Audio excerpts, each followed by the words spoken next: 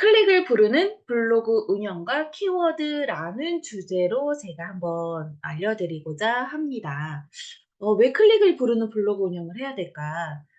나는 내가 쓰고 싶은 글을 쓰고 싶은데 자꾸 블로그를 하려고 운영을 하려다 보니까 이거는 돼, 이거는 안 돼. 뭔가 이렇게 계속 뭔가 제재 아닌 제재 같은 게 계속 있어요. 그래서 제가 처음에 이런 블로그 강의를 시작하기 전에는 딱 한 가지를 먼저 물어봅니다. 블로그를 왜 하려고 하십니까? 블로그를 왜 하려고 하십니까? 이 목적에 따라서 블로그의 운영 방법이 굉장히 180 도로 바뀔 수가 있습니다. 말 그대로 내가 내 글 쓰는 걸 그냥 모아 두고 수집해 놓고 아니면 내가 뭔가 이렇게 하고자 하는데 그냥 자료 정도로 축적을 하고 싶다라고 하면은 그냥 하고 싶으신 대로 해도 상관은 없거든요. 그런데 우리가 블로그를 운영하고자 하는 목적이 대부분의 사람들이 무언가 내가 생각하고 있는 것이나 내가 하고 있는 업이라든가 아니면 내가 하고 있는 그 어떤 그 무언가 콘텐츠를 다른 사람들한테 소개해 주고 알려주고 싶어서 하시는 경우가 대부분이라는 거예요. 그래서 만약에 목적이 내가 블로그를 운영하고자 하는 목적이 이런 목적이 있다라고 하면 어 기왕에 시간과 에너지를 쓰는 거라면 많은 사람들이 보면 좋겠죠.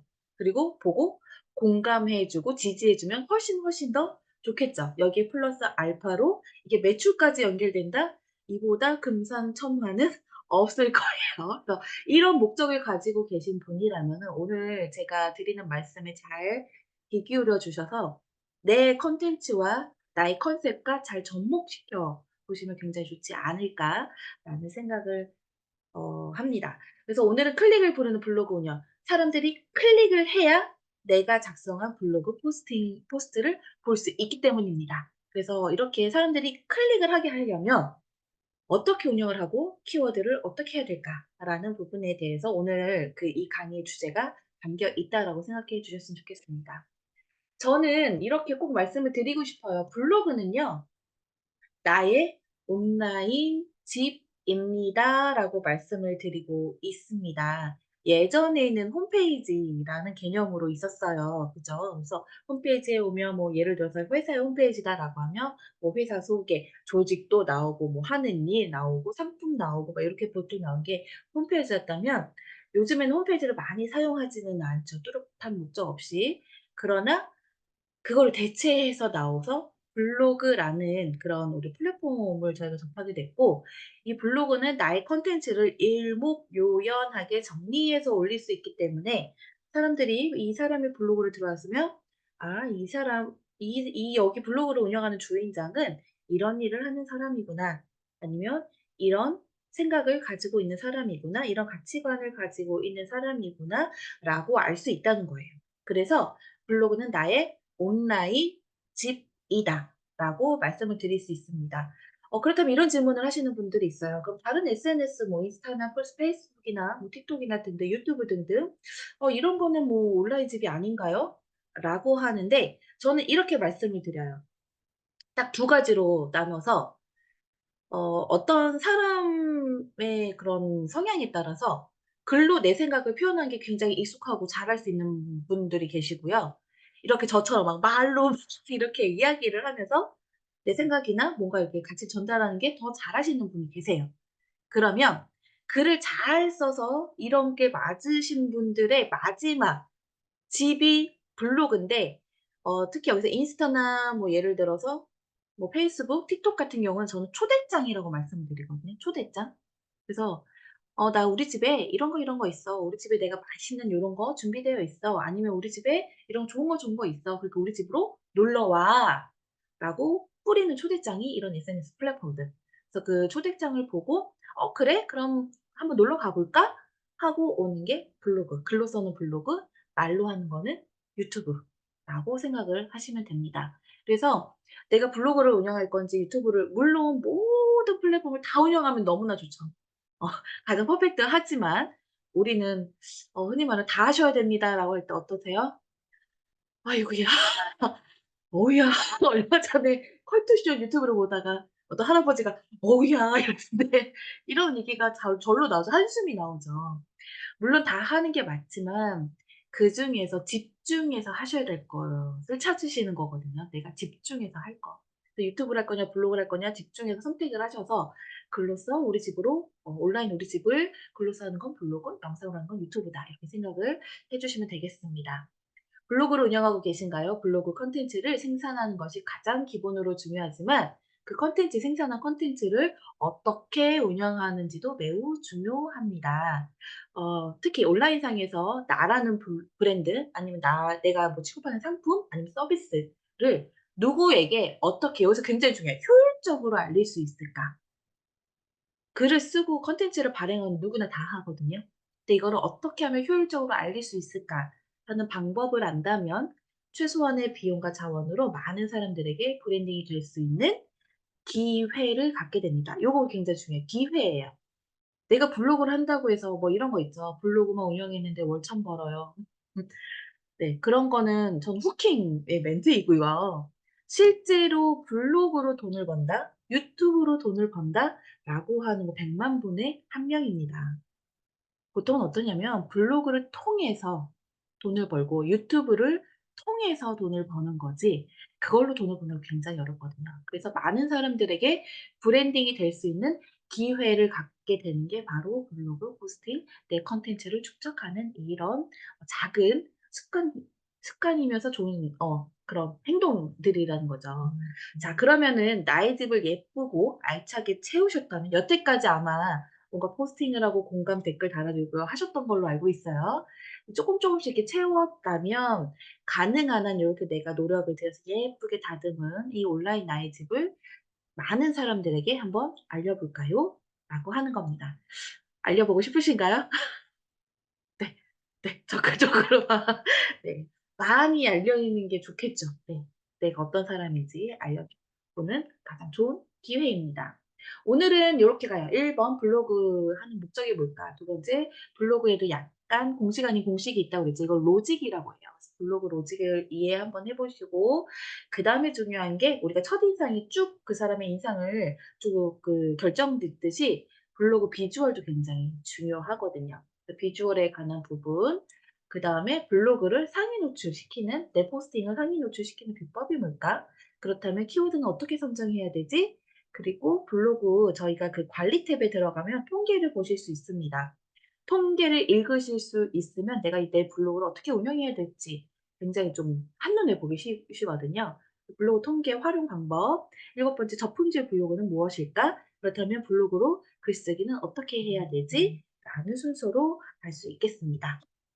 자, 첫 번째 블로그의 목적입니다. 잠시만요.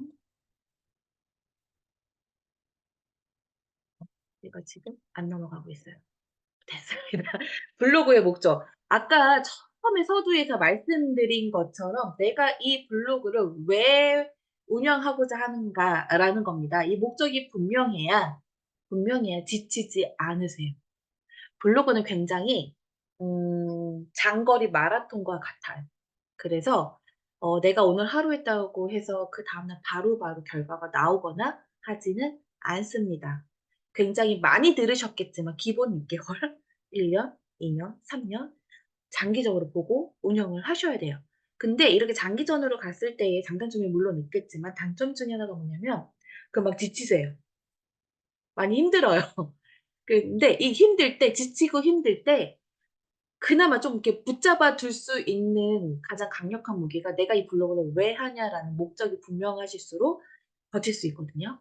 물론 요렇게 우리 커뮤니티처럼 요렇게 같이 하시는 분들이 있으면 플러스 알파로 더 잘 지치지 않고 더 길게 가실 수는 있거든요. 그런데 플러스 알파인데 그중에서도 그래도 중요한 기본은 블로그 목적을 확실히 하는 것이 좋다. 그래서 why 나는 블로그를 왜 하는가? who 나는 누구에게 이야기하고 싶은 건가? what 나는 무엇을 이야기하고 싶은 건가? 이거에 대해서 답변을 하실 수 있으셔야 돼요. 답변을 하실 수 있으셔야 돼요. 나는 블로그를 왜 하는가? 나는 누구에게 이야기를 하는가? 나는 무엇을 이야기하는가? 여기서 누구는요, 나의 타겟 고객, 흔히 마케팅 쪽에서는 타겟 고객이라고 해요. 내 블로그를 보고 여기서 정보를 얻거나 뭔가 이렇게 뭔가 액션을 취하거나 하시는 그분들이 누군지 타겟을 설정을 하고 무엇을 이야기한다. 이 무엇은 흔히 말하는 상품 아니면 서비스 아니면 뭐 생각 이런 것 등등이겠죠. 이거에 대해서 가장 확실하게 좀 생각을 해 주시고 더 좋은 거는 눈에 보이기 쉽게 좀 적어 놓으시는 것도 중요합니다. 오늘 제 수업 이 강의가 끝나면 이 안에 굉장히 많은 내용들이 있지만 우리는 알잖아요. 이렇게 불 끄고 저 문 밖을 나가는 순간 80%는 우리가 이제 리셋이 되잖아요. 근데 그 리셋되는 와중에서도 잊지 말으셔야 되는 건요. why, who, what 이거 3 개만 잊지 않으시면 돼요. 나머지는 그때그때 다 기술이고 하기 때문에 그때그때 이해를 하시면 됩니다. 그래서 블로그를 왜 하고자 하냐. 내가 이거 이 시간 지금 일요일 8 시에 이 시간에 줌에 들어가서 이렇게 할 때까지는 뭔가 이렇게 분명한 이유가 목적이 있으실 거라 생각이 드니까 그걸 확실히 해 주시는 게 좋다. 자, 두 번째 블로그 로직의 이해입니다. 굉장히 블로그의 초창기부터 흔히 말하는 90 년대 중반 정도부터 블로그가 운영이 되기 시작했는데 그때부터 굉장히 많은 로직이 좀 변화가 있었어요. 변천사가 있어요. 왜냐하면은 블로그에서 글이 잘 노출이 된다는 거는 사람들이 원하는 정보를 잘 알려줄 수 있는 글이라고 네이버, 흔히 말하는 AI, 로봇이 판단해서 노출시켜 주는 거거든요. 자, 그러면 어 이 블로그가 운영되고 있는 흔히 말하는 네이버라는 회사가 어떤 회사인지 잘 이해하시면 다 이해가 되세요. 네이버는 어떤 회사일까요?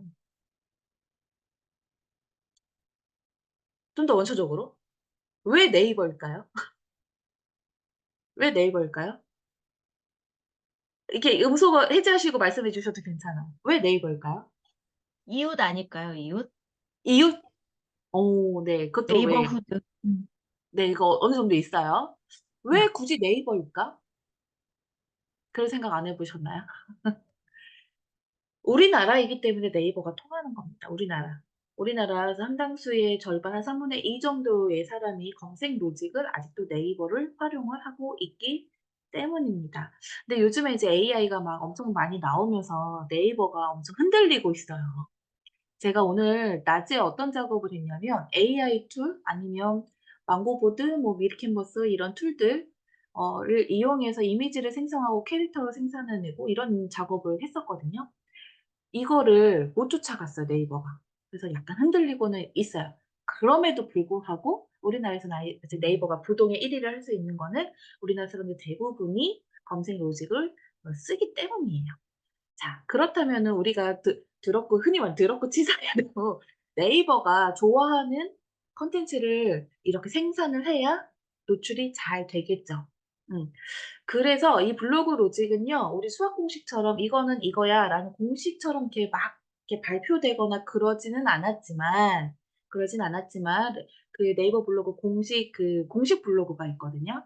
거기 가시면 왜 지금 이거를 해야 하는지 이 로직이 왜 이런 AI 이런 기능들이 있는지 좀 설명해 놓은 것들이 역사적으로 쭉 옛날 것도 쭉 있긴 있어요. 예전에는 솔직히 말하면 어 그 키워드가 같은 키워드가 검색되고자 하는 키워드가요. 숫자가 많으면 잘 검색이 됐어요. 이게 초창기예요. 그러다 보니 광고업자들이 어떻게든 이걸 악용하기 시작한 거죠. 네. 악용하기 시작했어요. 우리가 흔히 블라인드라고 해서 같은 우리가 검색하고자 사람들이 많이 검색하는 키워드를 우리 왜 블로그 포스팅할 때 글 쓸 때 보면은 글씨 쓰면은 글씨가 어떤 색깔로 보여요? 검정색으로 보이잖아요. 근데 이거를 바탕이 하얘 가지고 글씨 색깔을 하얀색으로 만들어요. 그래서 많은 개수가 걸리게 뭐라도 하나 걸리게. 이런 편법들이 생기기 시작한 거죠. 자, 근데 네이버는 어떤 회사인지 중요하다라고 말씀을 드렸죠. 네이버는 광고 회사예요, 광고 회사. 음. 인터넷 포털이요 광고 회사라고요. 자, 광고 회사의 기본 본질을 아시면 됩니다. 광고 회사는 광고에서 수익을 얻으려면 이 광고를 들거나 보는 사람들이 많아야 광고 수익이 나겠죠. 그래서 네이버는 그 네이버 플랫폼 안에서 사람들이 떠나는 것을 굉장히 싫어해요. 이게 굉장히 중요합니다. 어. 싫어해요. 자기 네이버 테두리 안에서 벗어나는 걸 싫어해요. 그래서 이 안에 사람들이 많이 바글바글 모여 있는 걸 원하는데 사람들이 떠나지 않게 하는 가장 첫 번째 조건이 뭐냐면 정보에 대한 신뢰성이 있어야 사람들이 떠나지 않고 있겠죠. 내가 무언가 검색을 했을 때 얘가 정말 믿을 만한 정보여야 된다라는 거예요. 그래서 이 믿을 만한 정보들을 걸러내기 위해서 아까 그런 양아치 광고업자들 같은 그런 업자들을 걸러내기 위해서 굉장히 로직이 계속 업데이트되고, 업데이트되고, 업데이트된다. 그래서 지금 제가 알려드린 이 로직은 그런 과정에 의해서 지금 하나씩 다 만들어지고 지금 로직이 돌아가는 형태다라고 보시면 됩니다. 어려워요?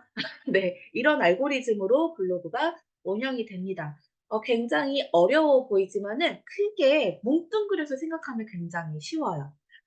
흔히 말하는 최적화 블로그라고 있는데 요거의 반대말로는 저품질 블로그가 있어요. 근데 공식적으로 최적화 블로그다, 저품질 블로그다라는 단어가 네이버에서는 절대 말을 하지 않았습니다. 이것도 이제 사용자들이 만들어내는 말들이에요. 자, 그렇다면 최적화 블로그가 뭘까? 최적화 블로그는요, 전문성이 있고요. 정성스러우며 지속적인 포스팅을 한 블로그를 최적화 블로그라고 하는데 조금 더 쉽게 설명을 드리면 전문성 있고 정성스러우면 지속적인 포스팅을 한 그 블로그가 노출이 잘 되는 거예요. 그래서 최적화 블로그는 노출이 잘 되는 블로그를 최적화 블로그라고 합니다. 자, 그렇다면 기왕에 하는 거 우리 다 모두 많은 최대한 많은 사람들이 봤으면 좋겠다라는 바람을 아까 말씀을 하셨잖아요. 그럼 노출이 많이 되려면 어떻게 해야 되지? 라고 해서 이 세 가지를 기억을 해 주시면 돼요. 이게 원래 두 가지였거든요. C랭크라고 하는 거, DII 모델이라는 두 가지만 있었는데 얼마 전에 에어서치 스마트 블록이라는 게 또 한번 탁 튀어나온 거예요. 이렇게 튀어나온 이유가 뭘까요? 또 생긴 이유가 뭘까요? 정보에 대한 신뢰성을 계속 걸러내고 있는 거예요. 그리고 여기에 플러스 알파 이 사용자들의 편의성을 더 제공을 하는 거예요. 이 두 가지 이유 때문에 계속 무언가가 생기거든요.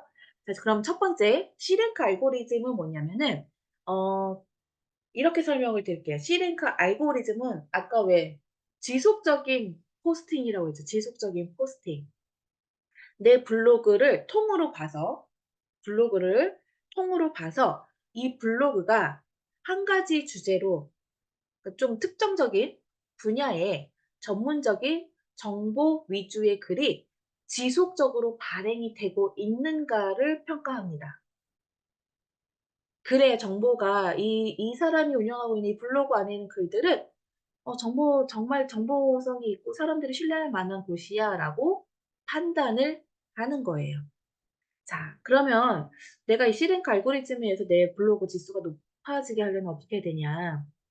우리가 흔히 말하는 잡블로그라고 하는데 우리가 관심사가 딱 하나에 정해져 있진 않잖아요. 그래서 이 내용 썼다가 저 내용 썼다가 오늘은 뭐 저기 여행 갔다 뭐 썼다가 오늘은 상품 리뷰 썼다가 뭐 흔히 말하는 책 이야기에서 책 이야기도 썼다가 여러 가지를 짬뽕하시면 '이건 전문적이지 않다.'라고 판단을 하는 겁니다. 그게 C랭크예요. 근데 이걸 어떻게 해요? 지속적으로 작성을 하라는 거죠. 이렇게 말씀을 드리니까 어떤 분이 이렇게 여쭤보세요. "블로그 매일매일 하나씩 하는 거 포스팅하는 거 좋은 건가요? 이렇게 하면 노출이 잘 되나요?" 라고 말씀을 주시는데 그냥 탁 그냥 흔히 말하는 좀 대놓고 말하면 일상적인 글 매일매일 올리시는 것보다 정보성 있는 글 일 주일에 하나 올리는 게 훨씬 좋습니다. 음. 저희가 매일 블로그를 하는 이유는 뭐냐면은 내가 이 블로그에 어떤 익숙하게 해지는 과정일 뿐이에요. 네. 그걸로 인해서 매일매일 무언가 올린다고 해서 물론 그 전문적인 지식을 매일매일 올리면 더 좋겠지만 이거 굉장히 생각보다 힘든 일입니다. 저도 4년 5 년을 했지만 '나 이거 맘먹고 오늘 저거 해야지.'라고 하면은 반나절 그냥 뚝딱 지나가요. 쉽지는 않은 일이에요. 이걸 매일 하면 더 좋겠지만 그게 힘들다면 일상적인 걸 그냥 간단한 글 10개 매일 올리는 것보다는 일 주일에 하루 날 잡아서 올리는 게 훨씬 좋다. 꾸준하게 올리는 게 좋다. 요게 하나의 그 블로그 알고리즘 C랭크 알고리즘이라는 게 바로 요겁니다. 여기에 플러스 알파 C랭크 알고리즘만 돌아갔을 때는 좋아하는 사람이 있고 좀 불만이 있는 사람이 있었겠죠. 좋아하는 사람은 블로그를 오래 운영한 사람. 그건 좋았겠죠. 꾸준하게 막 쌓여 있으니까. 근데 우리처럼 이제 막 시작하고 다시 하려고 하고 이런 분들한테 C랭크 알고리즘 굉장히 불리한 거죠. 내가 아무리 포스팅을 잘해도 쌓여 있지 않다라는 이유만으로 노출이 되지 않는 거예요. 그래서 생긴 게 바로 DIA 모델입니다. 얘는 뭐냐면은 글 하나하나를 봐요. 포스팅 하나하나. 자, C랭크는 전체적인 나의 블로그, 다이아 모델은 하나하나 글 포스팅을 보는 거예요. 근데 이 글 하나하나를 보는데 뭘 보냐면은 주제에 맞게 제목에 맞게 그 제목 잘 정하셔야 되는 게 제목에 맞는 관련성이 있는 글인가, 정말 정보성이 있는 글인가, 그리고 이거를 작성한 사람이 실제로 경험한 글인가, 이 글이 이 분야의 전문성을 띠고 있는가를 판단을 해요. 굉장히 우리가 생각하는 거 이상으로 AI 로봇이 굉장히 발달을 했습니다. 그래서 단어 쓰는 거, 뭐 이런 거, 사진 어떤 사진을 올렸는지 내가 글 쓴 내용에 관련된 사진을 이미지로 써 주셔야 돼요. 전혀 관련 없는 이미지 쓰시면 오히려 마이너스입니다. 그리고 이게 정말 이 사람이 정말 경험을 했는가. 그래서 하나를 이렇게 딱 작성을 해서 포스팅을 이렇게 발행 누르시잖아요. 자, 그러면 여기서 또 보는 게 뭐냐면 제일 밑에 보이시는 사용자의 반응을 판단합니다. 여기서 사용자의 반응은 뭘까요? 공감, 뭐 댓글, 그다음에 또 뭐가 있냐면은 이 내 블로그에서 이제 들어와서 어떤 방문자가 들어와 가지고 스테이하고 있는 시간, 체류 시간이라고 하는데 이 체류 시간도 체크가 됩니다. 이 사람이 내 블로그에 대해서 시간이 몇 분 정도 아니면 몇 초 정도 머물러 있었는가, 이런 거에 대해서 다 체크가 됩니다. 이런 게 다 합쳐져서 사용자 반응, DI 모델에 반영이 되는 거예요. 요게 그래서 실행 알고리즘 CIA 모델 이를 이렇게 짬뽕해서 얘가 이제 지수화돼서 이게 나의 블로그 상위 노출에 굉장히 많은 역할을 하고 있습니다. 그런데 이게 한 2년, 1년 반쯤 전에 에어서치 스마트 블록이라는 게 나왔어요. 한번 네이버 검색하실 때요. 네이버 검색하실 때 예를 들어서 제가 이번에 좀 몽골을 갔다 왔거든요. 그러면 몽골 여행을 갈 때 내가 몽골 여행을 검색을 하면 옛날에 시랭크나 다이아 모델이 있을 때는 어떻게 검색 결과가 나왔냐면 예전에는 카페, 블로그 따로 검색이 됐지만 뷰라고 해서 얘네가 합쳐졌어요. 그래서 카페 글하고 블로그 글하고 같이 검색이 그 결과가 나오게 되고 이거에 내가 뭐 몽골 여행을 제가 검색해도 여기 박미연 대표님을 검색해도 우리 권충희 대표님, 김진수 대표님, 이지선, 이정경, 최현수 대표님 검색해도 그 노출 정도에 따라서 결과가 거의 비슷하게 나왔다고 검색 결과가. 그런데 여기에 이게 좀 부당하다라고 생각을 한 거죠. 왜냐면은 같은 검색어를 친 검색어라고 해도 이 검색어를 제가 쳤을 때의 목적이 다르고 그리고 박미연 대표님이 했을 때의 목적이 다르다는 거죠. 그래서 각각의 사용자의 평상시의 패턴을 얘가 기억하고 있어요. 내가 뭘 많이 검색했는지, 내가 어떤 글을 더 많이 봤는지, 내가 어떤 정보를 더 많이 클릭했는지 이런 정보들을 기억하고 있다가 그거에 관련된 검색 결과를 먼저 노출시켜 주고 검색 결과를 보여주는 거예요. 이게 그래서 에어서치 스마트 블록이라는 거예요. 그래서 사용자의 취향, 트렌드, 검색자 기반이고 검색을 이걸 왜 검색했을까? 제가 평상시에 음식에 관련된 거 아니면 먹거리에 대한 거 많이 검색했던 사람이에요. 그럼 몽골 여행 갔을 때 저는 뭐부터 볼까요? 먹는 거에 관심이 많으니까. 그래서 음식 위주로 먼저 노출을 시켜 주는 거예요. 이렇다고 보시면 돼요. 스마트 블록에 대해서 조금 더 설명을 드리면 에어서치는 네이버 AI 검색이 하는 거고 모두 똑같은 검색 결과가 아닌 개인 맞춤형이다. 여기에 이제 더 앞서가면 미루어 짐작해서 미리 보여주는 우리 쿠팡이나 이런 데 우리 페이스북이나 인스타그램 뭐 하나 검색되면 하면 그거와 관련된 걸 미리 막 알려주잖아요. 미리 떠 있잖아요, 광고들이. 예. 그 사람의 개인 맞춤으로 미리 알려주는 아마 이번 올해 2024 그 트렌드 코리아 보면 요거 나와 있을 거예요. 그 사람에 대해서 미루어 짐작도 미리 알려주는 것들. 그래서 스마트 블로깅은 뭐냐면은 그래서 이렇게 에어서치로 해서 그 사람 취향에 맞게 검색이 되잖아요. 이거를 블록으로 카테고리화 시켜 가지고 보여주는 거예요. 이거는 네이버 검색 모바일로 금방 검색해도 아마 딱 이제 제가 말씀을 드렸으니까 그게 보일 겁니다. '아 요게 스마트 블록이구나.' 그냥 눈에 띄어요. 그 사람에 맞게 검색 결과를 해 준다. 정답을 요구하는 경우에는 뷰 영역에서 보여주는 게 더 확률이 높고요. 정해진 정답들, 일이 있는 것들. 예를 들어서 뭐 우리 뭐 어디서 서울부터 부산까지 가는 뭐 KTX 요금은 얼마예요? 이런 건 정해져 있잖아요. 이런 건 이제 뷰 탐색 그 탭에서 결과가 나온 경우가 훨씬 많고요. 포괄적인 주제, 예를 들어서 제주도 한 달 살이 뭐 펜션 비용은 보통 얼마 정도일까요? 이렇게 좀 딱 정해지지 않는 그 무언가들을 할 때는 스마트 블로그로 검색 결과가 더 잘 나올 가능성이 높습니다. 이런 거를 '검색자들의 편의를 최우선으로 했다.'라고 하는 거예요. 자, 이거는요 지금 제가 말씀드린 건 뭐냐면은 사용자 입장이죠. 사용자 입장. 굉장히 편리해요. 좋고. 근데 우리는 이제 사용자이면서 뭘까요? 지금 우리 블로그 요 과정.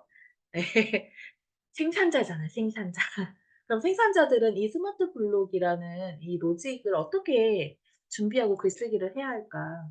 요렇게 쓰시면 됩니다. 고객이 관심 있어 하는 글쓰기를 하셔야 돼요. 여기에 어떤 게 들어가는지 마케팅적 이론이 좀 들어가긴 하는데 제가 마케팅 독서 모임을 따로 운영하고 있어요. 근데 거기서 굉장히 많이 나오는 단어가 뭐냐면은 고객은 내가 뭘 파는지, 내가 무슨 생각을 하는지, 내가 무슨 이야기를 하는지에 대해서 1도 관심이 없다입니다. 전혀 관심이 없어요. 관심이 없다고요. 뭐 하는지도 궁금하지도 않아 한다고요. 자, 그렇다면 우리가 블로그에서 쓰고자 하는 이 글쓰기는 어떻게 해야 될까요? 그래서 고객이 관심 있어 하는 글쓰기, 그들이 듣고 싶어 하는 주제나 내용을 나의 글로, 나의 말로 표현해 주는 것뿐이에요. 더 쉽게 말씀을 드리면 "듣고 싶어 하는 이야기를 해 줘라." 이겁니다. "듣고 싶어 하는 글을 써 줘라." 이거예요. 그거를 내 필체로, 내 언어로 쓰는 것뿐이에요.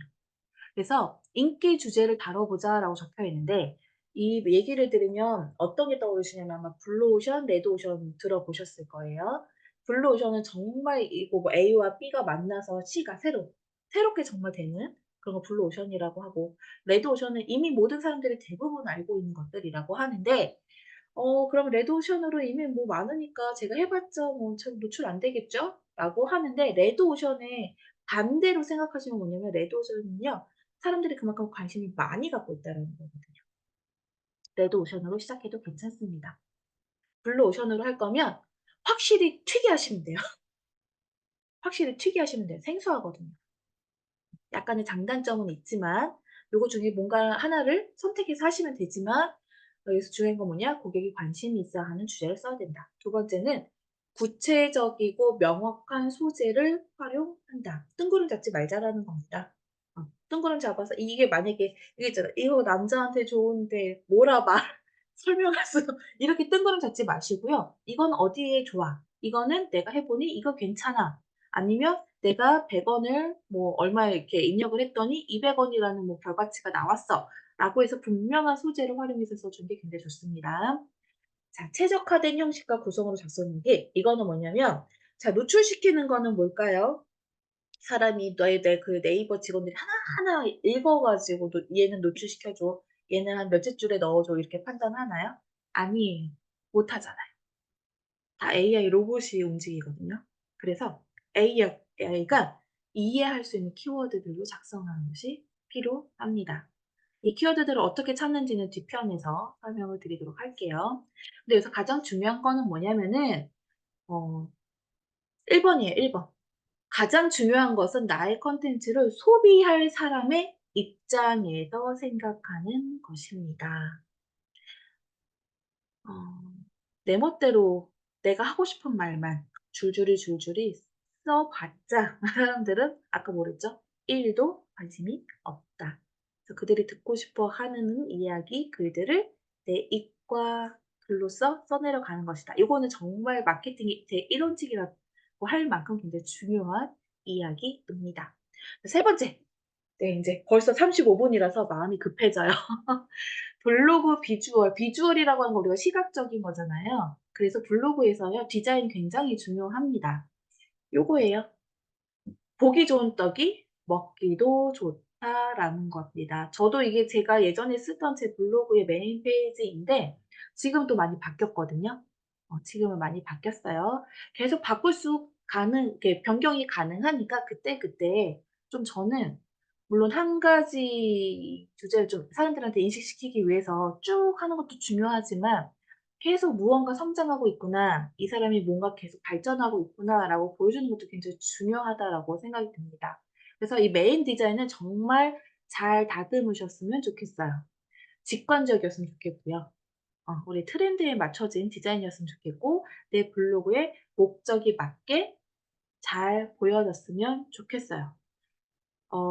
요때는 제가 요 작업을 할 때는 SNS 브랜딩 스쿨이라는 걸 운영을 했어서 요렇게 했는데 지금은 기승전 마케팅이라는 걸로 바뀌었습니다. 제가 지금 밀고 있는 딱 그냥 봤을 때 기승전결이잖아요. 근데 요 결자를 마케팅이라고 해서 바꿔서 했어요. 그래서 딱 봤을 때 둘러둘러 생각하지 않고 '아 이거, 이거.' 이렇게 바로 직관적으로 보일 수 있는 디자인으로 그래서 좀 심플하게 하는 걸 전 추천을 드리고 있습니다. 메인 디자인에 자기 얼굴이 들어가도 괜찮고요. 안 들어가도 괜찮아요. 예전에는 무조건 운영하는 사람의 얼굴이 나와야 뭐 신뢰성을 갖는다라고 했는데 요즘은 또 트렌드들이 많이 바뀌었어요. 아바타를 쓰는 경우도 많고요. 망고보드에 오늘 캐릭터 만드는 거 했더니 되게 재밌게 쉽게 만들 수 있더라고요. 그래서 자기만의 캐릭터를 만들어서 그 캐릭터를 운영해 보시는 것도 좋고 여러 가지 다양한 방법이 있습니다. 그런데 가장 중요한 세 가지 원칙은 직관적이고 트렌드에 맞춰야 되고 목적에 맞게 하셔라. 이 메인 디자인 같은 경우는 저 여러 가지 툴을 쓰기는 하는데 저는 세 가지 툴 다 쓰거든요. 캔바, 미리 캔버스, 망고보드 이렇게 세 가지 다 쓰고요. 물론 요거는 뭐 포토샵 잘하시면 포토샵으로 하셔도 좋고 여러 가지가 있지만 우린 전문가가 아니기에 디자인에 너무 열을 올리실 필요는 없어요. 네. 대신에 요 세 가지 목적에만 맞게 하시면 됩니다. 카테고리와 프로필이 있어요. 우리 그 밑에 보면 블로그 들어가면 자기 프로필하고 카테고리가 있잖아요. 특히 자기소개는 사람들한테 좀 이렇게 제가 한 줄 한 줄 한 줄 떼었잖아요. 이것도 지금 제 거 바뀌었거든요. 많이 바뀌었는데 그냥 보고 그냥 아는 정도로만 하시고요. 여기서 중요한 건 뭐냐면 연결 꼭지점 하나만 넣어 주시면 돼요. 뭐 이메일 하나를 넣는다든가 아니면 내 개인 뭐 카톡 채 오픈 채팅방에 뭐 주소를 넣는다든가 아니면 내 핸드폰 번호를 뭐 "오픈해도 돼."라고 하면 연락처를 하나 넣는다든가 연결고리 하나만 해 주시면 되고요. 이거보다 더 중요한 건 뭐냐면 카테고리예요, 카테고리. 카테고리. 카테고리는 쉽게 생각하시면은 우리 윈도우에 폴더 해 놓잖아요. 이 폴더라고 생각을 하시면 되거든요. 근데 아까 왜 우리 C랭크에서 이 전체적인 블로그의 컨셉을 본다고 했죠. 이게 여기 카테고리에서 보여야 돼요. '이 블로그는 어떤 블로그구나.'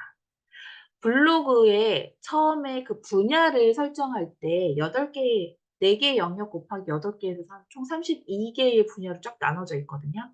그 분야에 맞게 카테고리를 시켜 주셔야 됩니다. 그래서 저는 처음에 블로그 컨설팅을 해 드릴 때 이 카테고리 하는데 하루가 꼬박 걸려요. 왜냐면 이 카테고리를 정리하면서 내 업이 정리가 되고 내 생각이 좀 정리가 되거든요. 그래서 요거를 카테고리를 하기 위해서 우리 박명 강사님하고 했던 만다라투도 하고 여러 가지 그 생각 정리 도구들을 이용해서 이 카테고리를 완성을 합니다. 그래서 딱 봤을 때 카테고리와 내 프로필만 봐서도 '아 이 블로그가 어떤 블로그구나.'라고 정확히 아실 수 있게 만들어야 된다. 자 이건 뭐냐면은 아까 왜 글 쓰는 거 이런 거 중요하다고 그랬잖아요. 근데 우리 여기 블로그 비주얼에서는 "보기 좋은 떡이 먹기도 좋다."라고 했죠. 사람들이 내 포스팅 글을 보고요. 어 '아 이거 읽기 싫어.'라는 느낌을 받게 하시면 안 된다는 거예요. 제가 포스트 밑에 여기 보면은 가독성, 가독성, 가독성이라고 3번 강조를 해 놨어요. 이거는 눈에 보기 편안해야 되고 눈에 보기 좋아야 한다라는 예를 들어서 우리 책을 읽을 때 글씨가 빽빽한 저희 집에 세계문학 전집 100 권짜리가 있는데 정말 글씨만 빽빽하게 있거든요, 100권 모두. 그 책을 두고두고씩 저희 펼치지도 못하고 그냥 있어요. 왜 그럴까요? 보면 읽기 싫은 거예요. 글씨가 빽빽하게 있으니까. 근데 사람들이 눈에 보기 쉬우면 술술술 읽어 내려갈 수 있죠. 자, 블로그는 첫 번째도 텍스트, 두 번째도 텍스트, 세 번째도 텍스트, 철저하게 텍스트 기반의 플랫폼이에요. 그래서 그 긴 글을 읽어 내려가기 위해서 눈에 보기 편안하게 하는 겁니다. 그래서 아마 포스팅하시다 보면 스티커도 넣고 뭐 구분선도 넣고 여러 가지 도구들을 사용하시잖아요. 뭐 그림을 넣기도 하고 내가 사진을 넣기도 하고 동영상을 넣기도 하고 뭐 짤 영상을 넣기도 하고 여러 가지 하는데, 이 도구들을 사용하는 목적이 뭐냐면 긴 글을 끝까지 읽어 내려갈 수 있게 지루하지 않게 하는 도구일 뿐이거든요. 자, 그러기 위해서 이 세 가지를 먼저 기억하시면 됩니다. 첫 번째, 문단을 나누고 배열에 신경을 쓰셔요. 한 줄에 너무 길게 줄줄줄줄 쓰지 마세요. 좀 숨을 짧게 끊어 주세요. 짧게 끊어서 차라리 밑으로 길게 가세요. 이건 무슨 말이냐 하면은 그 글 쓰실 때 에디터 딱 들어가셔 가지고 오른쪽 화면의 오른쪽 아래, 잠시요. 혹시 요거 보이시나요? 제 이거 포인터 보이시나요? 포스트를 쓰실 때 화면의 오른쪽 아래 보면은 그 버전을 정할 수 있어요. 모바일 버전, PC 버전, 태블릿 버전을 선택할 수 있거든요. 글을 쓰실 때는 첫 번째 무조건 모바일 버전으로 체크하고 써 주세요. 모바일 버전으로 체크하고 쓰시면 템플릿에서도 예쁘게 보이고 PC에서도 예쁘게 보여요. 근데 PC 버전에서 작업을 하시면 모바일 가면 100% 다 깨집니다. 이상한 데 막 끊겨져 있고 그 가독성이 굉장히 떨어지는 거죠. 그래서 우선은 무조건 모바일 버전을 쓰시되 한 줄에 어 쪼끔 뒤에 여백이 쪼끔 남아 있을 정도로 꽉 채워서 쓰지 말라는 겁니다. 그리고 요즘 뭐 가운데 정렬을 많이 쓰시는 분도 계신데 요거는 자기의 선택이기는 하나, 보다 전문적인 전문 지식을 정보 전달을 하실 경우에는 좌측 정렬이 더 가능성 있게 보입니다. 그래서 요건 자기의 선택이에요. 중앙 정렬을 하든 뭐 좌측 정렬을 하든 상관은 없지만 네, 요것도 한 줄에 길게 쓰지 마라. 모바일 버전에서 작성을 해라. 자, 그다음에 사람들이 왜 긴 글을 읽어 내려가다 보면 한 중간 정도 읽으면 처음에 뭐 썼는지 기억이 안 나서 다시 처음부터 다시 읽어야 되는 경우가 있거든요. 이거 굉장히 좋지 않은 거예요. 그래서 제가 추천해 드린 방법은 소제목을 정하라라는 거예요. 문단별로 약간 소제목. 특히 우리나라 1, 2, 3 첫 번째, 두 번째, 세 번째 이렇게 해서 좀 소제목을 정해 주시면은 나중에 '아, 이 글을 읽고 나서 하나의 포스팅을 읽고 나서 '아, 이 사람이 이렇게 말하려고 하는 거구나.' 그렇게 알아야 되는 게 목적이거든요. 근데 소제목 적지 않고 그냥 줄줄이 줄줄이 적으면 읽다가 헷갈리고 속 까먹어요. 그래서 나중에 다 읽고 나면 '그래서 뭐?' 이렇게 점점점이 되는 거거든요. 그럼 굉장히 그게 가장 좋지 않은 포스팅이라서 소제목을 적어라. 아니면은 저희 적을 때 보면 위쪽에 인용, 그래서 뭐 박스도 있고 밑줄도 있고 뭐 예를 들어 말풍선도 있고 인용할 수 있는 그런 도구들이 있잖아요. 요거 많이 써 주셔도 괜찮습니다. 저는 그 인용구를 목적에 따라서 좀 자주 사용하는 것들이 있거든요. 근데 고거는 제가 인제 좀 더 시간이 나면 한번 보여 드리고 네, 한번 보여 드릴게요. 구분선 활용도 굉장히 좋습니다. 내용 전환이에요. 내용 전환에 대한 공지 아니면 집중력을 키워 준다거나 통일성을 유지시켜 준다거나 독자를 위한 가이드라인을 제공해 줄 수 있다라는 특징이 있습니다. 확실히 강조할 것은 강조해라. 친절하셔야 돼요. 굉장히 친절하셔야 돼요. '이렇게까지 친절해야 되나?' 싶을 정도로 친절을 한 글을 쓰셔야 돼요. 그래서 크기 조절이라든지 색깔, 뭐 볼드 이렇게 좀 두껍게 하든가 얇게 하든가 아니면 바탕색을 하든가 아니면 뭐 형광펜 효과 뭐 이런 것들 있잖아요. 고거를 잘 활용하셔서 '내가 강조할 것들은 확실히 강조를 해라.'라고 이렇게 꼭 전달을 해 드립니다. 블로그는 보기 좋은 떡이 되셔야 돼요. 그래서 고객들이 먹기에 좋게 차려 주셔야 합니다. 제가 여기에 더해서 뭐라고 말씀을 드리냐면, 아이들이 밥 안 먹을 때 어떻게 하세요? 숟가락으로 막 해서 이렇게 입에 막 넣어 주잖아요. "어떻게 친절해야 되냐?"라고 하면 우리는 애들 입에만 넣어 줬지, 내 글을 읽는 고객들한테는요, 이 숟가락을 입에 넣어 줘서 위아래 손잡고 이렇게 씹어 주라고 그렇게까지 말씀을 드려요. 굉장히 친절하게 글을 써 주셔야 합니다. 이렇게 되니까 '아이고 내가 이거 왜 시작했나.' 생각하실지 모르겠지만 분명히 노력한 만큼 결과는 있습니다. 자, 네 번째 블로그 상위 노출에 관한 이야기입니다. 네, 블로그 상위 노출은요. 이것만 기억을 해 주셨으면 좋겠어요. 이거는 진짜 죄송하지만 여기서 그런 말 되게 많이 듣거든요. "내가 이렇게까지 해야 돼?" 막 이런 얘기 많이 듣는데 네이버라서 그렇다고 말씀드렸죠. 우리나라 사람들이 가장 많이 이용하는 플랫폼이기 때문에. SEO라는 단어를 아마 굉장히 많이 듣게 되실 거예요. 블로그를 운영하거나 SNS 쪽 이런 마케팅을 하시게 되면 SEO를 많이 듣게 되는데 이게 Search Engine Optimization이에요.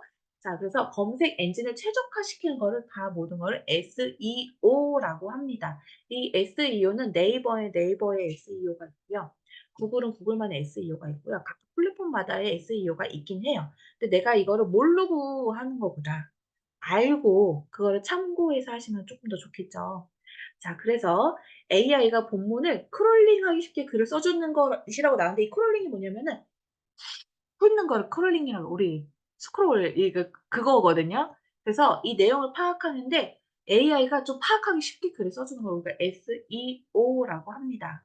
어 블로그 세계 아니면 온라인 세계에 입문하신 이상 우리는 컴퓨터와 아주 굉장히 친하게 지내셔야 되는 거거든요.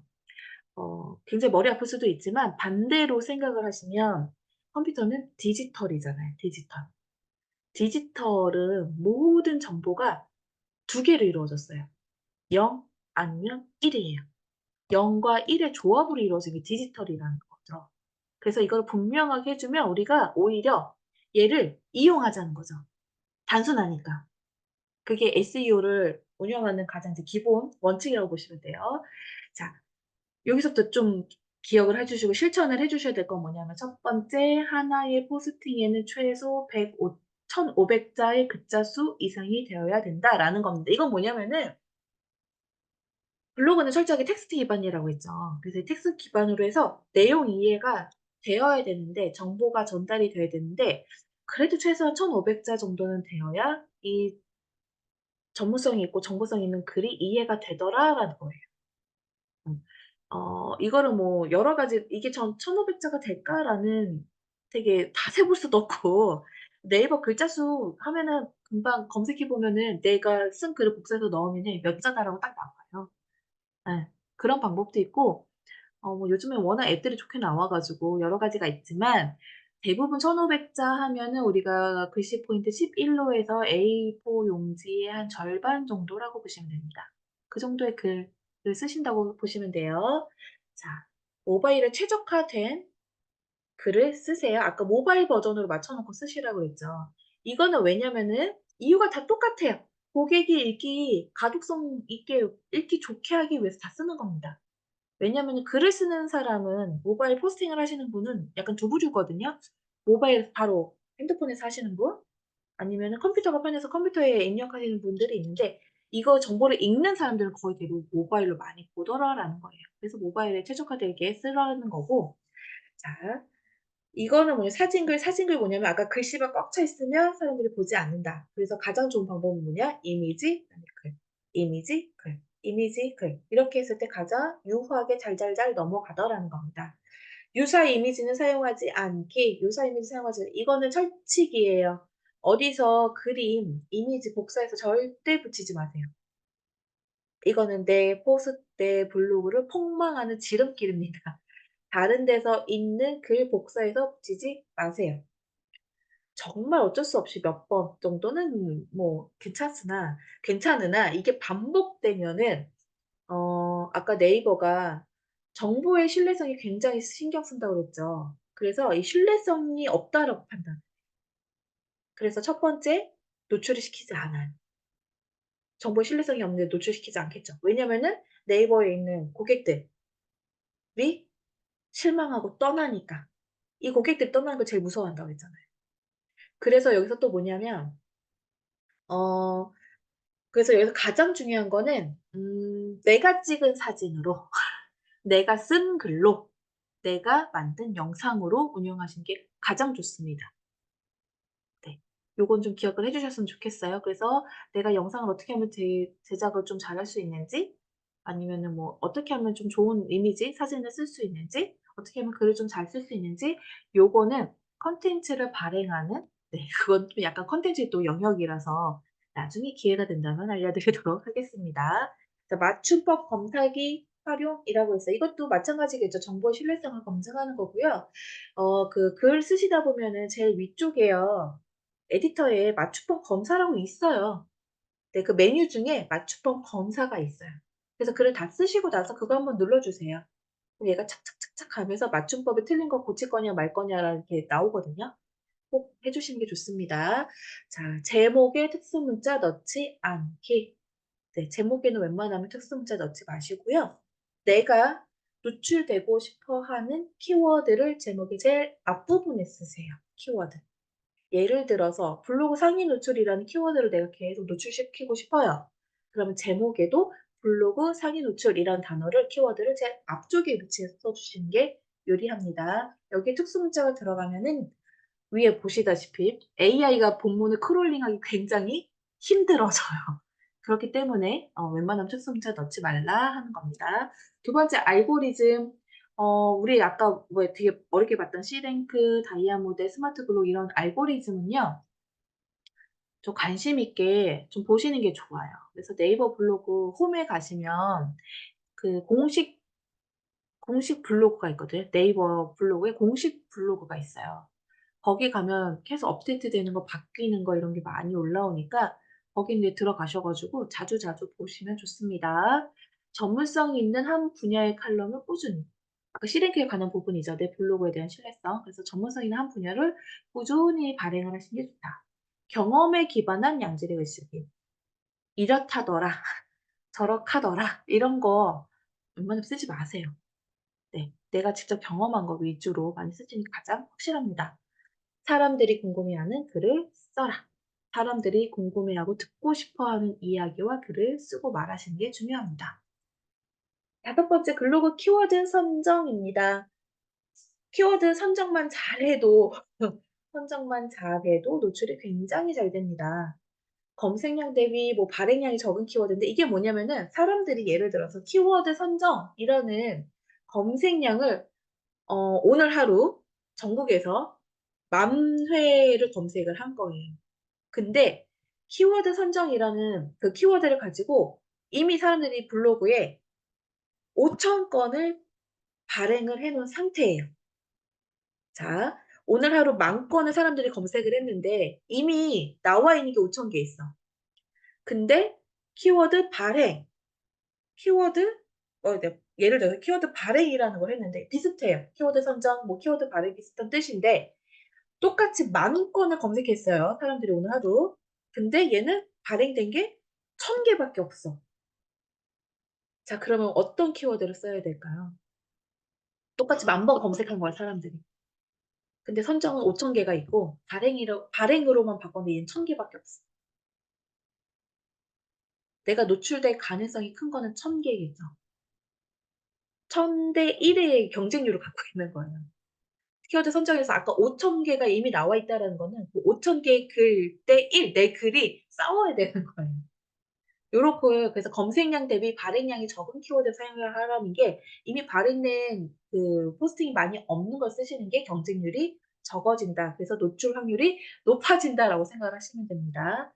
그럼에도 불구하고 가장 중요한 거는 내 블로그의 지수에 맞는 키워드를 사용하시는 게 좋아요. 흔히 말하는 블로그에 얘가 점수를 매기거든요. 그래서 이거 블로그 지수라고 하는데 최상위층이 있고 인제 막 시작한 우리는 아예 아마 밑에 있을 거예요. 여기서 경쟁할 수 있는 키워드가 있고 최상위에 있는 사람들이 경쟁할 수 있는 키워드가 있다라는 거죠. 요거 좀 잘 생각해서 하셔야 된다는 거. 그러니까 광고성 키워드, 정보성 키워드 이런 거 많이 쓰지 않는 게 좋습니다. 이건 누가 봐도 광고야. 이건 누가 봐도 낚기 위한 거야. 이런 거는 되도록이면 쓰지 않으시는 게 좋아요.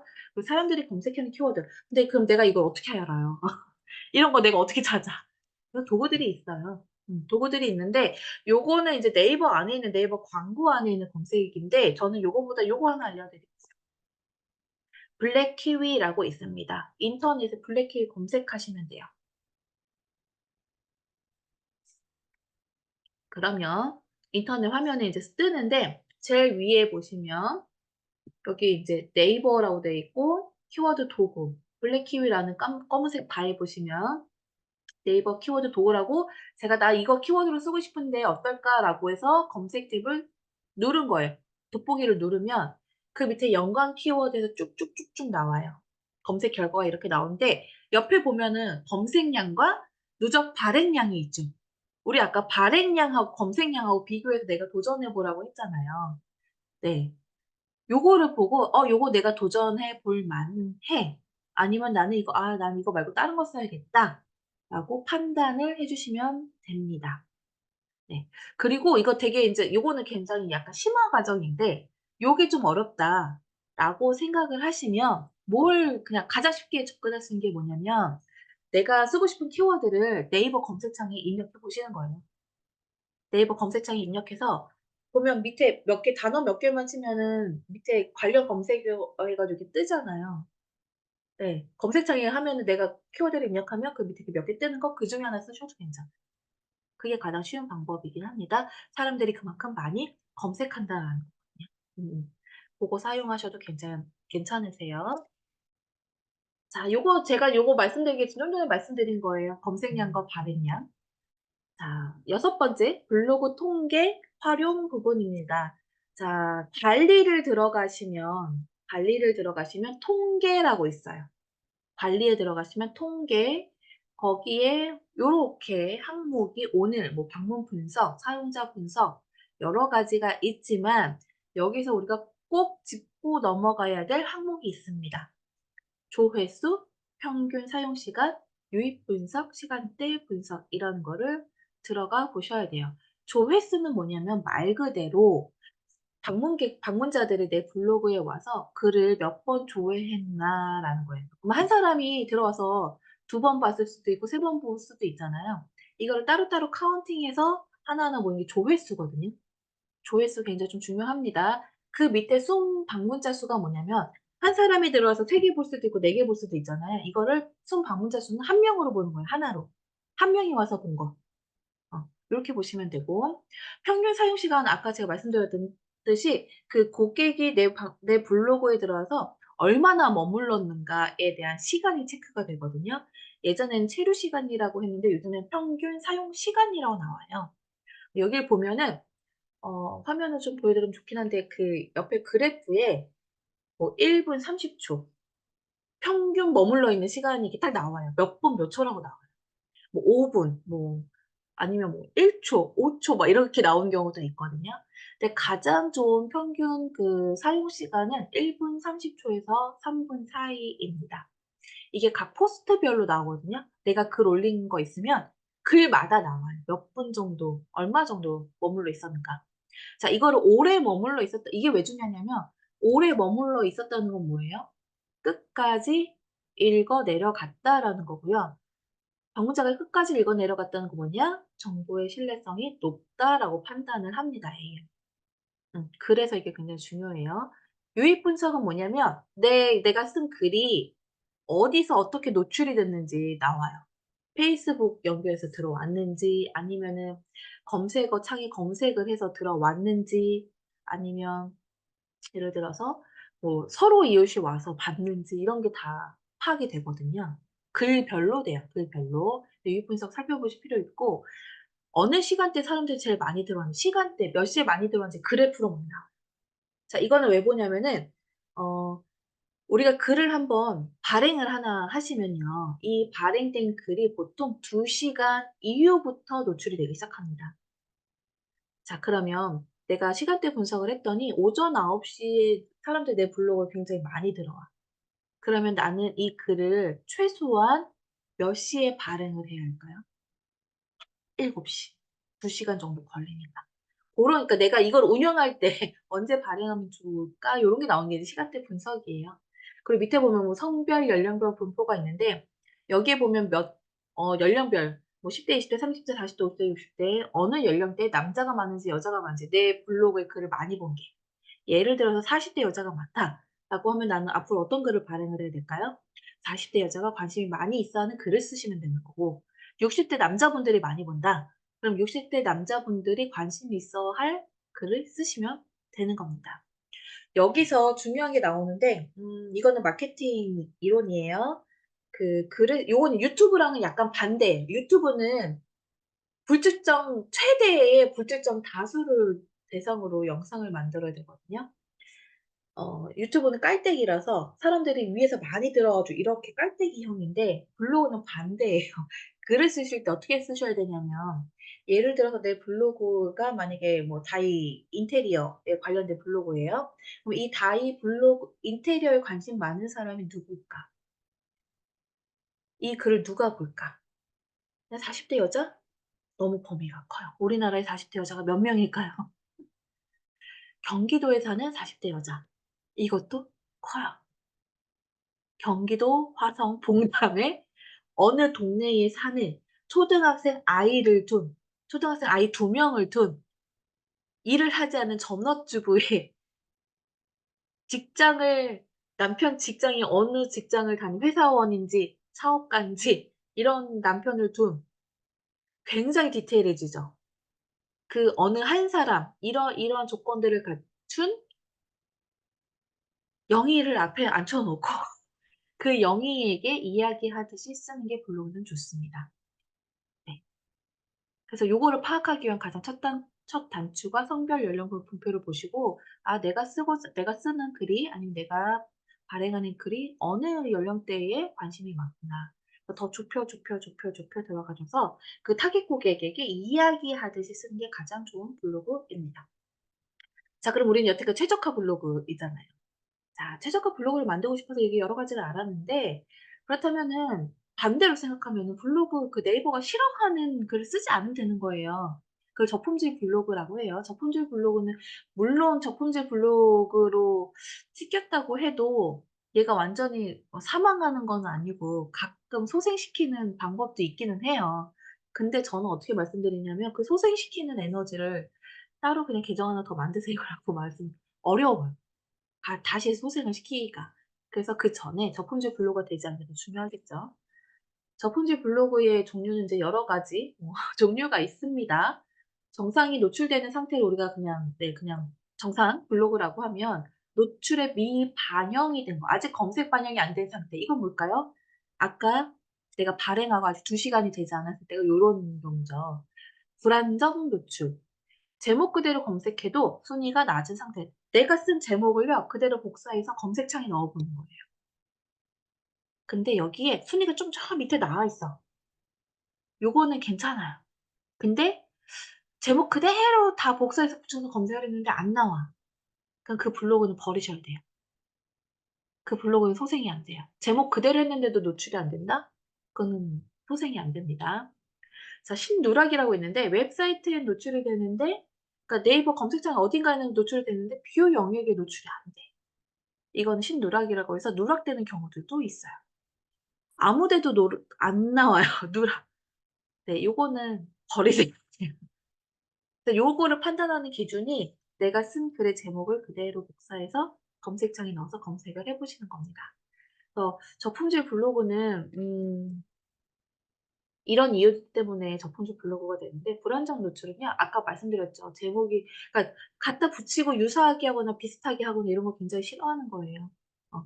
본문 내용과 관련 없는 키워드를 제목에 막 넣고 이거 광고라고 봅니다. 문서 내용의 부실. 예를 들어서 음 뭐 "김밥을 맛있게 만드는 방법"이란 제목을 썼는데 그 안에 내용이 전혀 이거 관계가 없다거나 그냥 쓰고 싶은 막 글 썼다거나 이거는 문서 내용이 부실하다고 판단을 해요. 불안정 노출을 시킵니다. 아까 왜 제가 "이거는 하지 마세요."라고 했던 게 "복사 붙이기 하지 마세요."라고 했죠.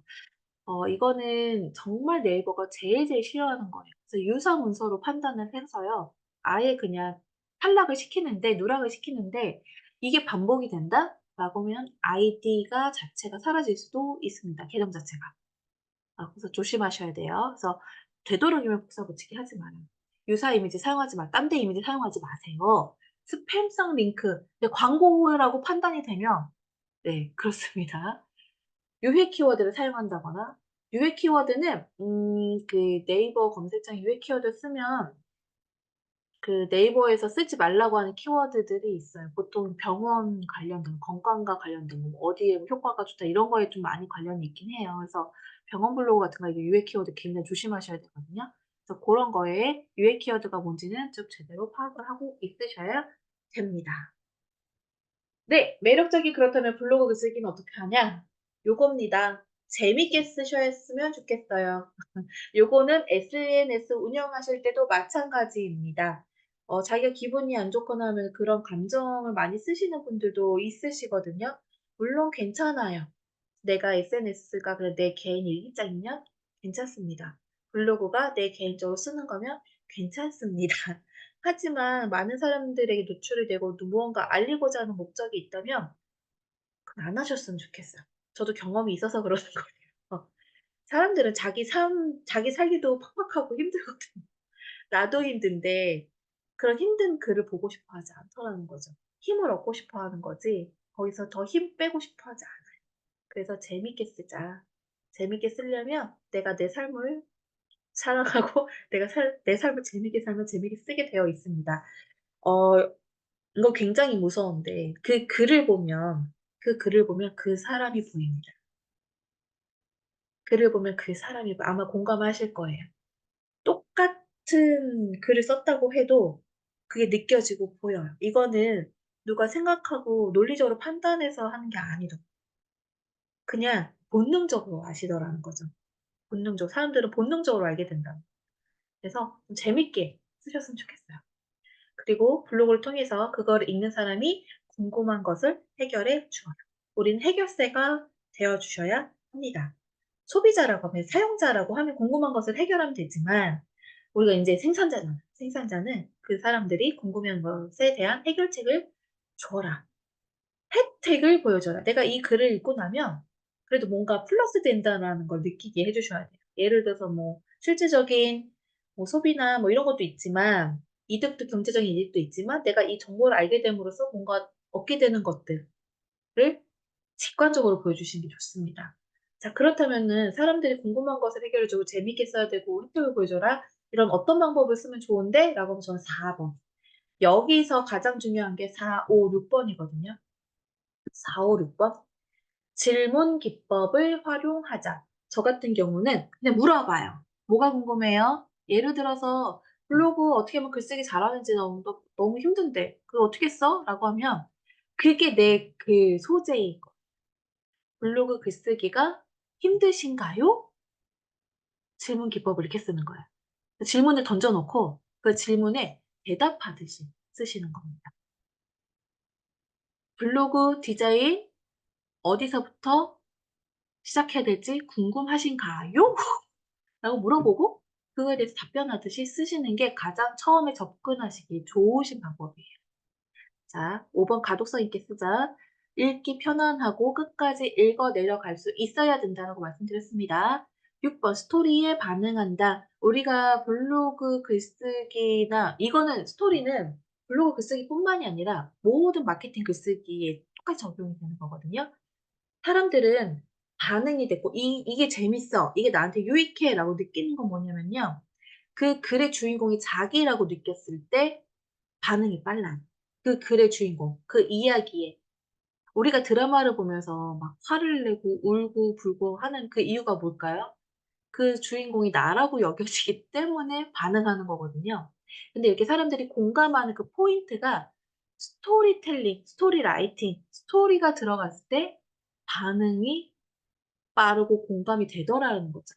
이 스토리 라이팅에 대한 또 이것도 1 시간짜리 강의입니다. 그래서 스토리로 이야기를 풀어내가는 게 중요한데 스토리를 풀어가실 때 가장 원칙은 뭐냐면은 내가 그 시간에 그 공간에 있는 것처럼 써 주시는 게 가장 완벽합니다.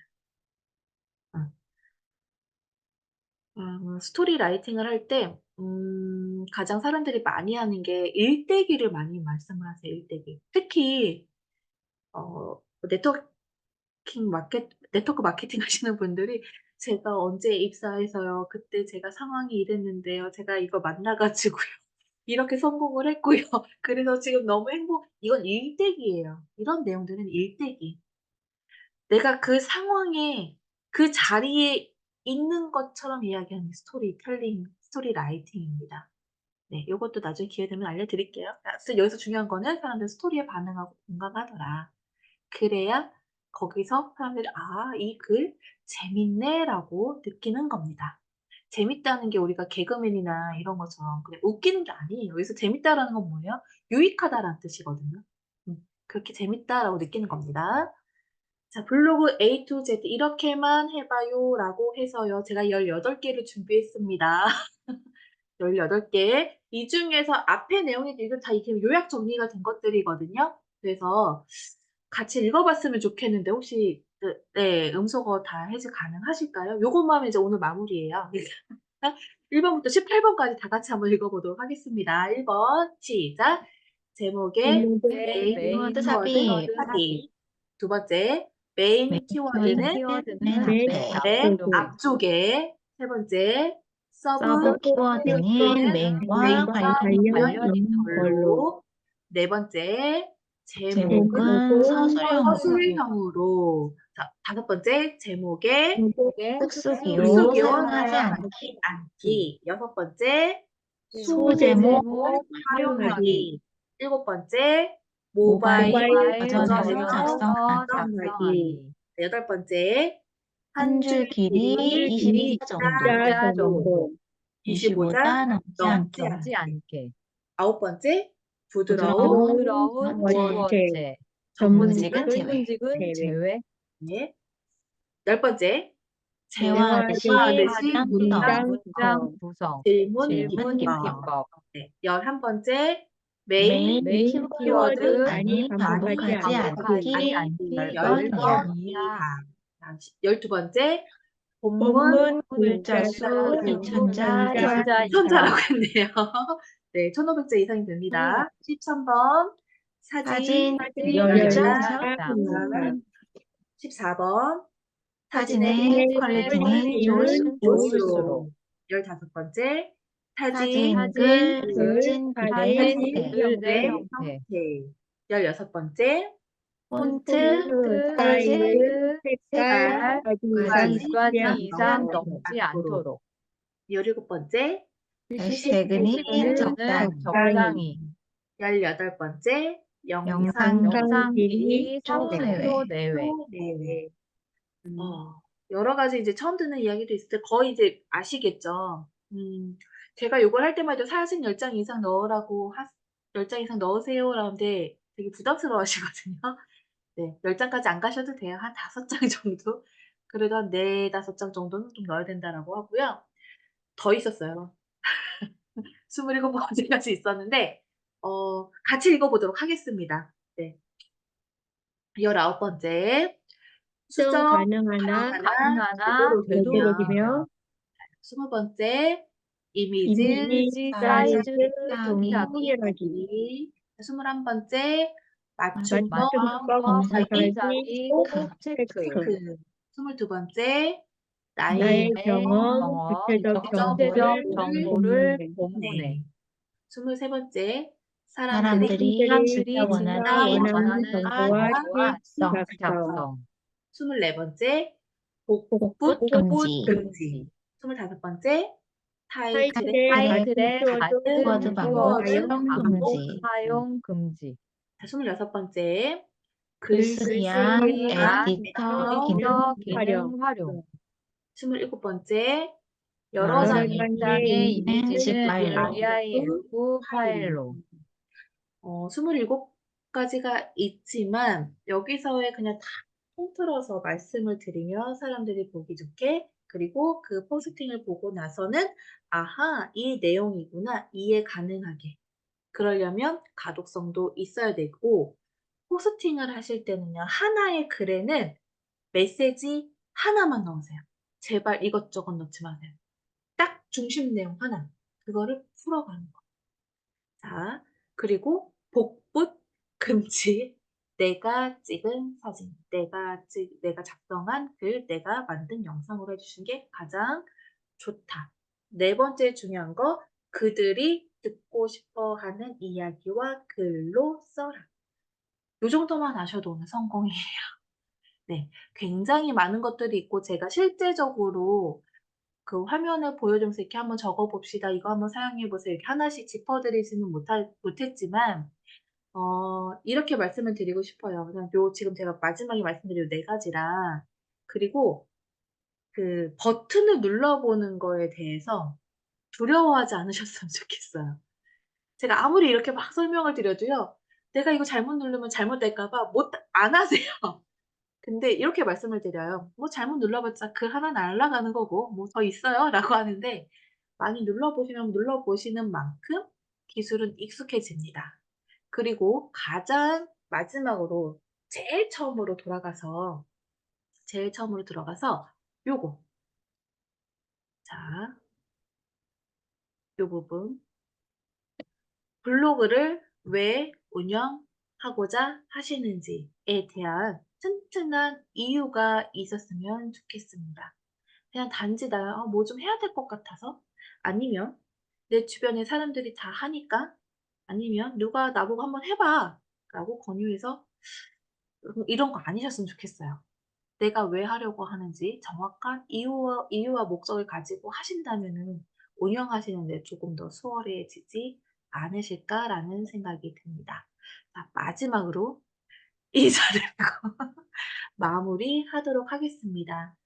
어쨌든 간에 뭐 블로그에 관련된 거나 SNS를 뭐 운영을 한다거나 뭐 SNS 콘텐츠를 제작을 한다거나 이런 부분에 있어서 궁금하신 거 있으시면 언제든지 불러주시면 네 제가 바로바로 답변을 드리도록 하겠습니다. 오늘 여기서 마무리해도 괜찮을까요?